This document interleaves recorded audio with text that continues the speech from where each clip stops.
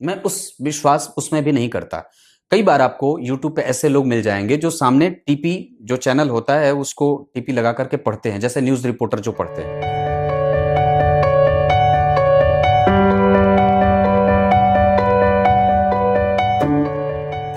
प्रिय दर्शकों, नमस्कार। एक बार फिर से उपस्थित हूं आप सबके सामने। आज के कार्यक्रम में मैंने पिछले कार्यक्रम में लग्न और दूसरे भाव के शुक्र के बारे में चर्चा की थी। आज चर्चा होगी तीसरे और चौथे भाव के शुक्र के बारे में। ग्रंथ क्या कहते हैं, कोई लाग लपेट नहीं, बिल्कुल सीधी बात। कोई ऐसा नहीं कि ये हो जाता है वो हो जाता है। ग्रंथ क्या कहता है उसको सुनिए।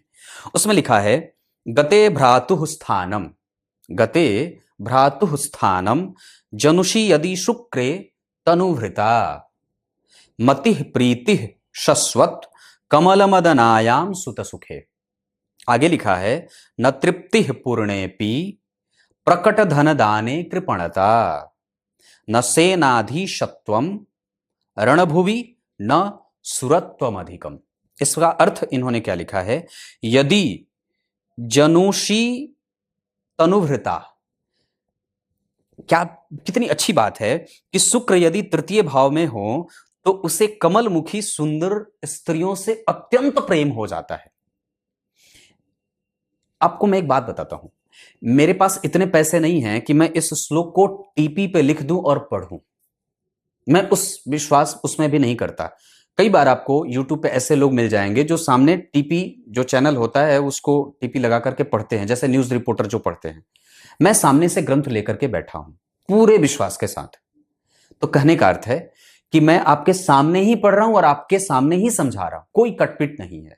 लिखा है यहां कि जिस व्यक्ति की कुंडली के तीसरे भाव में शुक्र बैठे हों उसे कमलमुखी सुंदर स्त्रियों से अत्यंत प्रेम होता है। मतलब उस व्यक्ति को जिससे प्रेम होगा वो निश्चित रूप से सुंदरी ही होगी, ये पक्की बात है। दूसरा लिखा है, पुत्र सुख से परिपूर्ण होने पर भी तृप्ति नहीं होती है। इसका अर्थ है कि हो सकता है कि जिस व्यक्ति की कुंडली के तीसरे भाव में शुक्र हो उसको अपने पुत्रों से थोड़ी कम बने, या हो सकता है कि उसका पुत्र उससे दूर जाकर के विराजता हो। ऐसा यह मत अंतर हो सकता है, मतलब मत में अंतर हो सकता है पुत्र और पिता में।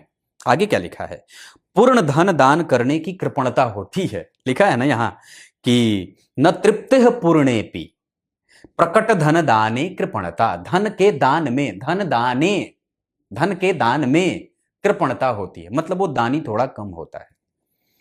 और रणस्थल में वह न सेनाधीश होता है और न सुर ही होता है।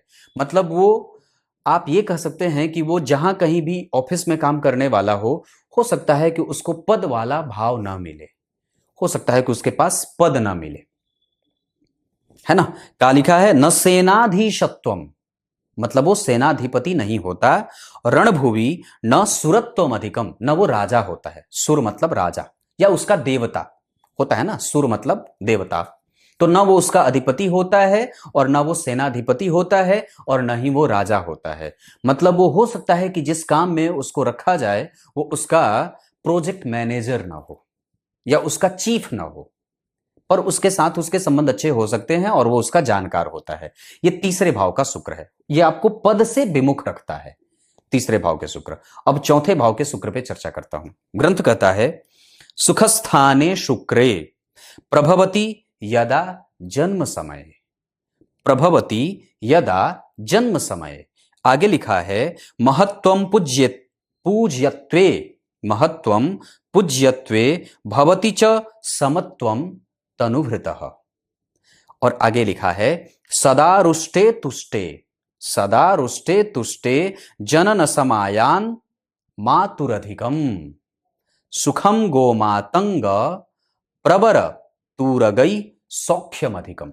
इसका अर्थ लिखा है ग्रंथकार ने कि शुक्र यदि चतुर्थ भाव में हो तो वह महान और पूजनीय होता है। मतलब समाज में उसकी प्रतिष्ठा व्याकुल करने वाली सबको होती है, वो बड़ी ही जबरदस्त तरीके का प्रभावित करने वाला व्यक्तित्व होता है। आगे लिखा कि दूसरों से रुष्ट या तुष्ट रहने पर भी वो सदा एक समान ही रहता है। जिसके चतुर्थ स्थान में शुक्र बैठे रहेंगे, किसी भी भाव की बात है, किसी भी राशि की बात है, जन्म कुंडली के चतुर्थ स्थान में अगर शुक्र बैठे हों तो व्यक्ति स्वस्थ होता है। स्वस्थ का अर्थ होता है स्व में ही जो सर्वदा स्थित है वही स्वस्थ है। फिर उसको कोई माला पहना दे तो भी कोई बात नहीं है, फिर उसको कोई अपमान में रख दे, अपमानित कर दे, फिर भी उसको कोई फर्क नहीं पड़ता। मतलब वो सर्वदा स्थित है स्व में ही। उसके लाभ और हानि से उसको कोई विशेष फर्क नहीं पड़ता, और उसको अपमान और सम्मान से भी उसको कोई फर्क नहीं पड़ता। जिसकी कुंडली में चतुर्थ स्थान में शुक्र होते हैं, ये व्यक्ति को छत्र चमर का मालिक बनाते हैं। और यही नहीं, उसके पास भवन भूमि वाहन का सुख होने के साथ साथ संतान का सुख भी होता है। आगे लिखा है कि उसे भ्रातृ सुख अधिक होता है तथा गाय, हाथी और उत्तम घोड़ों का भी अधिक सुख प्राप्त होता है। इसे मैं प्रायः कुंडली अध्ययन में चौपाया सुख कहता हूं, कि जिस व्यक्ति की कुंडली में चौथे स्थान में शुक्र बैठे हों वो चौपाया सुख से परिपूर्ण होता है। आज के कार्यक्रम में मैंने तीसरे और चौथे भाव के शुक्र के बारे में आपसे चर्चा करी। अब बात पंचम और छठवें भाव के शुक्र पे होगी। तब तक के लिए बहुत बहुत नमस्कार।